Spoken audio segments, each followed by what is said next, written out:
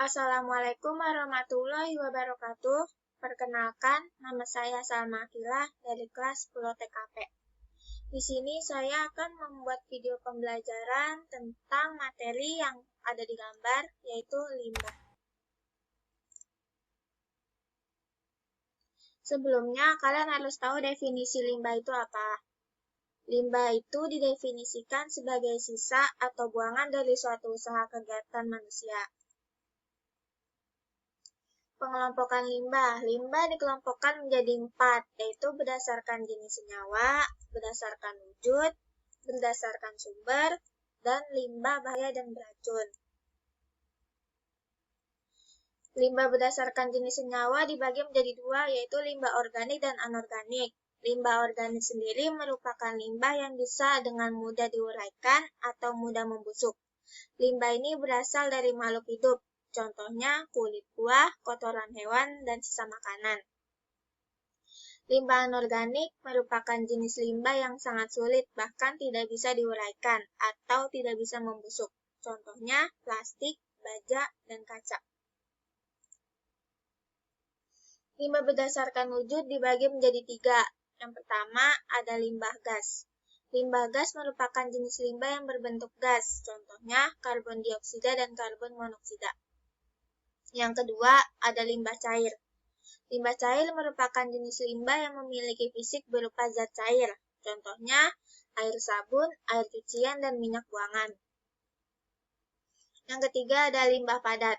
Limbah padat merupakan jenis limbah yang berupa zat padat. Contohnya plastik, kardus, dan bungkus jajanan. Yang ketiga, limbah berdasarkan sumber. Limbah berdasarkan sumber dibagi menjadi 6. Yang pertama, ada limbah pertanian. Limbah pertanian adalah limbah yang ditimbulkan oleh kegiatan pertanian, contohnya pestisida. Yang kedua, ada limbah industri. Limbah industri adalah limbah yang dihasilkan oleh pembuangan kegiatan industri, contohnya gas asap pabrik dan limbah yang mengandung logam berat. Yang ketiga, ada limbah pertambangan.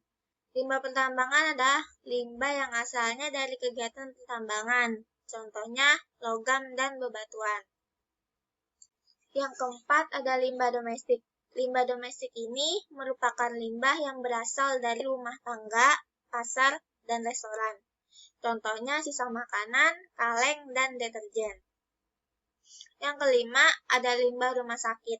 Limbah rumah sakit merupakan limbah yang berasal dari rumah sakit baik medis maupun non-medis. Contohnya perban, sisa infus, dan logam. Lalu yang keenam ada limbah hotel. Limbah hotel merupakan limbah yang dihasilkan oleh hotel. Contohnya sisa makanan, pecahan kaca, dan plastik. Lalu yang terakhir, limbah bahan berbahaya dan beracun. Limbah bahan berbahaya dan beracun adalah sisa suatu kegiatan yang mengandung bahan berbahaya dan beracun yang karena sifat dan konsentrasinya baik secara langsung maupun tidak langsung dapat merusak lingkungan hidup dan kesehatan. Contoh dari limbah bahan berbahaya dan beracun ini adalah limbah otomotif, limbah rumah sakit, pemutih, dan pestisida. Lalu dampak buruk limbah. Ini hanya sebagian saja. Yang pertama, menyebabkan kondisi lingkungan berbau. Yang kedua, menyebabkan berbagai penyakit dan infeksi, contohnya diare. Yang ketiga, menyebabkan keracunan. Yang keempat, menyebabkan masalah seperti banjir. Yang kelima, tanaman akan layu jika terpapar limbah. Dan yang terakhir, mengotori udara. Sekian dari saya, kurang lebihnya mohon maaf. Wabillahi taufiq wal hidayah. Wassalamualaikum warahmatullahi wabarakatuh.